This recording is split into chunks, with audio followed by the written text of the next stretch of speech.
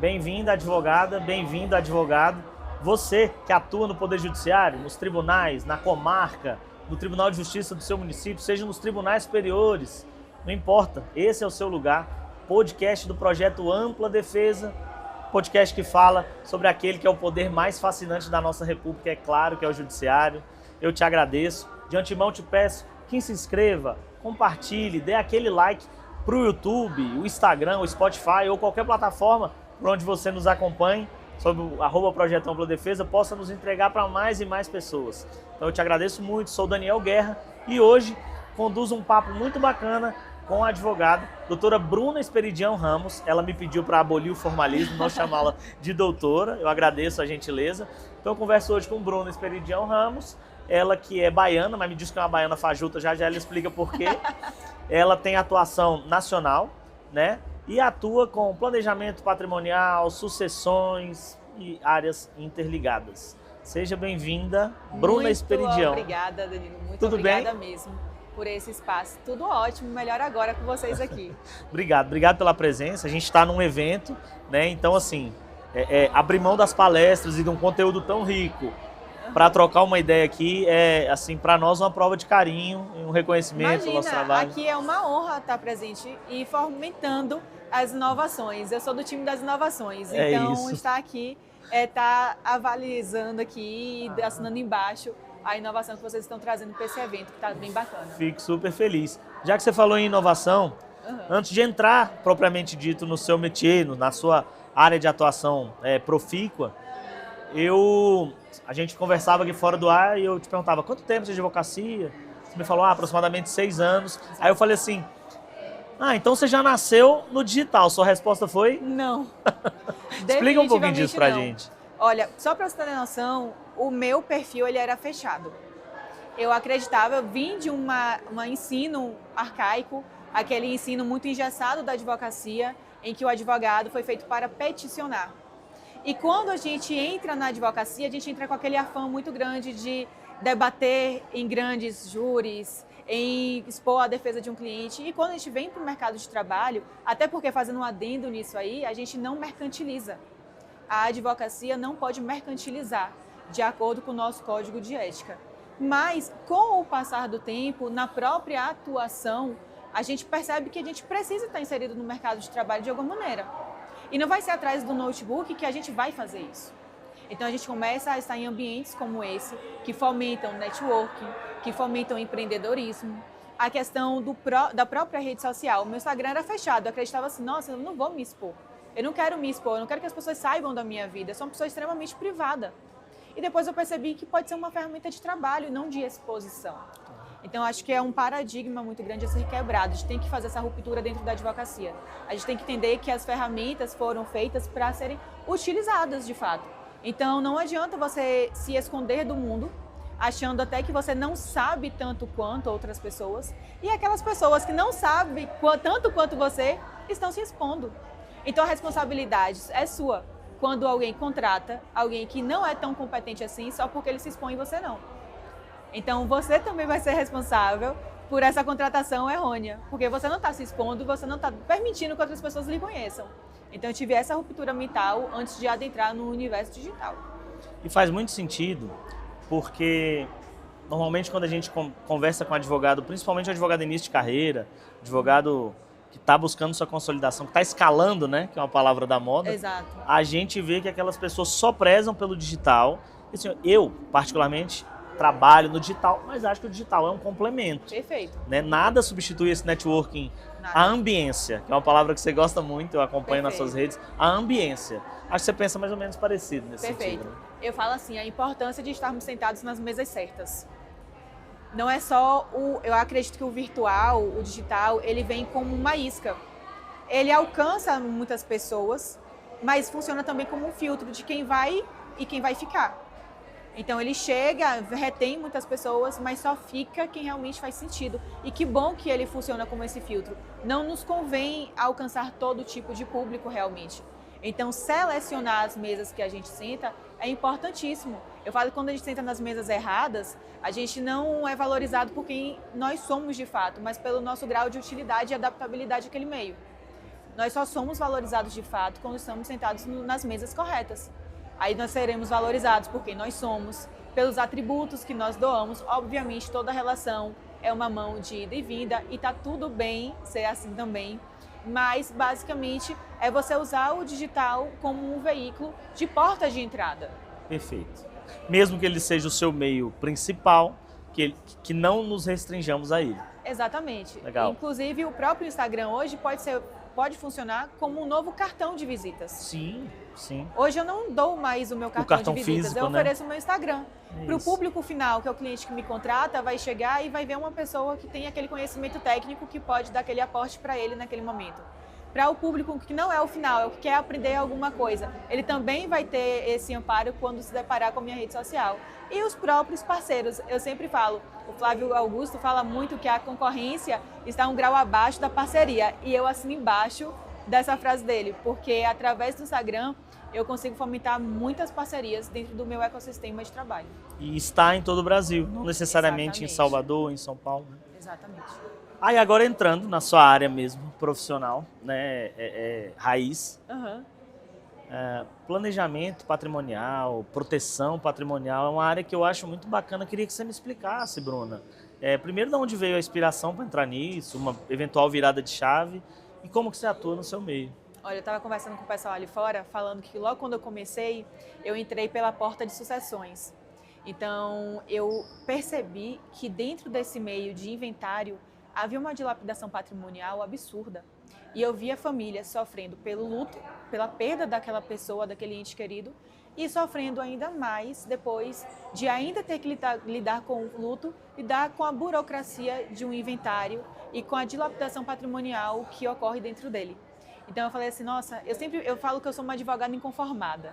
Eu sempre fui muito inconformada com as coisas. Então eu busquei meios que amortizassem minimamente essa dilapidação mesmo dentro do seio familiar, além de evitar as próprias brigas familiares. A gente tem o caso de Gugu Liberato, que é famosíssimo, da briga familiar que deu pela falta de um bom planejamento patrimonial.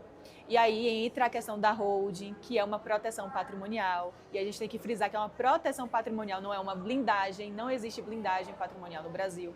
Então eu fui me valendo desses outros meios para buscar amortizar. E aí eu entro com uma outra analogia que eu falo assim, todos nós nascemos com um ofício. É o que está no nosso diploma, é o que a gente trabalha. Mas além do ofício existe o nosso propósito. O propósito ele agrega um valor que vai além do nosso ofício. O meu propósito é fomentar uma advocacia que tenha um tom um tanto quanto boutique, um tanto quanto grife, que traga para aquela família, para aquele cliente, uma visão 360 do seio que ela está envolvida, daquele meio que ela está envolvida e trazer aquele ecossistema de soluções para o caso específico dela. Então veio dessa inspiração de fomentar a manutenção de uma família mais unida e mais próspera, porque a família como um todo é o nosso núcleo mais importante socialmente falando. Eu falo que uma sociedade próspera, ela é composta de famílias prósperas. Não tem como uma sociedade ser próspera se nós tivermos famílias ruídas. Então, o meu propósito é transformar as famílias mais prósperas, deixar as famílias mais prósperas, ou minimamente mais protegidas mesmo, e fomentar essa mudança social e de mentalidade também. Não, faz total sentido.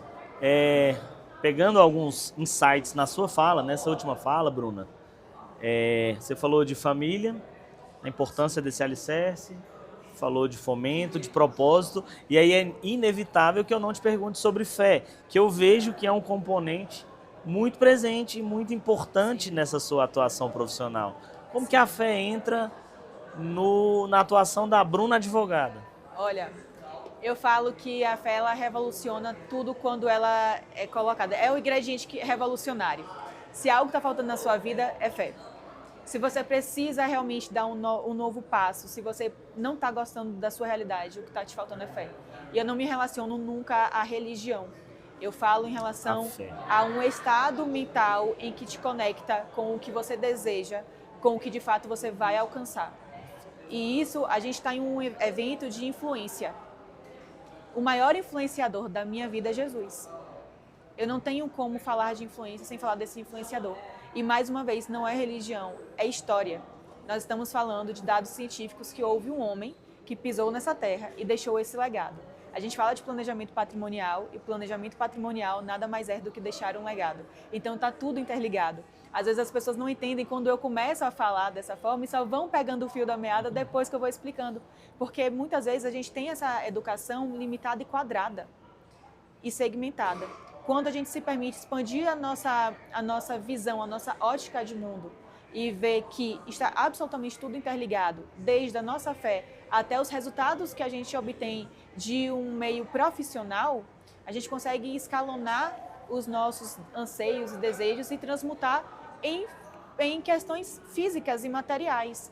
Então, quando a gente fala de over-delivery, é muito lindo a gente ouvir isso dentro de um palco, em cima de um palco, de um Joel J, Flávio Augusto.